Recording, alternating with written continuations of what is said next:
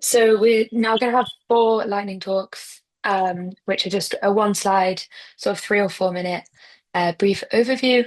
Um, and the first one is going to be by Suchithra on polar climate variability and monsoon teleconnection. Okay, good afternoon to all. I'm Suchithra Sundaram. I'm working at Indian Institute of Tropical Meteorology in India.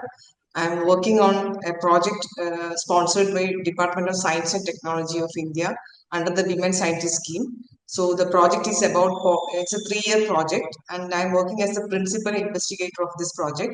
And the project is on polar climate variability, Asian monsoon teleconnections, and feedback in a warming mode. So the main goal of this project is to understand, investigate and identify the different teleconnection processes that can link the Arctic and the Antarctic region with the monsoon. So particularly I'm looking on the Indian summer monsoon. So understanding these processes will enhance our knowledge about the predictability of the Indian summer monsoon and also about the polar sea ice predictability. And this study has critical societal implications also. So this figure represents the possible polar Asian monsoon teleconnections. So you can see that the Asian monsoon may be influenced by the subtropical Indian Ocean dipole, then the tropical Indian Ocean dipole, then from the Ural blocking high, etc. And there is possibility for the Asian monsoon to influence the Antarctic sea ice also. Similarly, we have seen that the Arctic sea ice is influenced by the Indian summer monsoon and also the East Asian summer monsoon, etc. So the Arctic sea ice also influences the monsoon, Asian monsoon through the North Atlantic oscillation, then the sea surface temperature variability of the North Atlantic region, etc. So we have check the Indian summer monsoon Arctic sea ice teleconnection. So this is an example where we found that the this figure A represents the sea ice variability during the September period. This is a composite for many years, and these are the years for strong Indian summer monsoon years. So that means when the Indian monsoon is strong, you can see increased sea ice concentration over the Chucky Sea, B4C region of the Arctic region, and the opposite or reverse is seen during the weak monsoon years. And figure C represents the difference between A and B. So, and this is statistically significant also.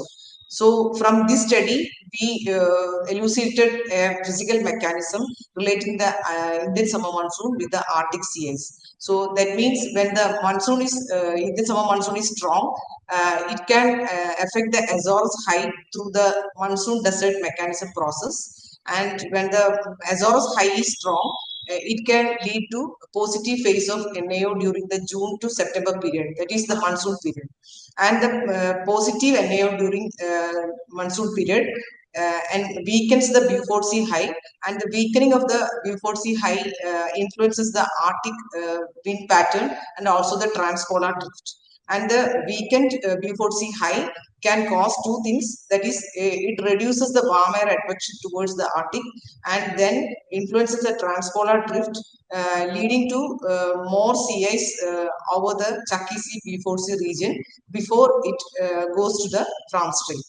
So this was published with Professor David Holland, and it was published in Atmosphere Journal.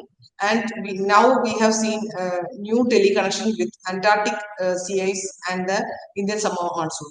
So our question is, does the Amundsen Sea law influence the Indian summer monsoon? If yes, then does the Indian Ocean dipole have a role in linking the ASL with the ISL? So for that, we just check the standardized geopotential height anomaly composite for June to September period during the Indian Ocean positive Indian Ocean dipole years. That is, we saw that during that phase, this Amundsen Sea low weakens. So again, we checked this, conducted a statistical analysis, and this represents the standardized anomalies of Amundsen Sea low index regressed on sea surface temperature.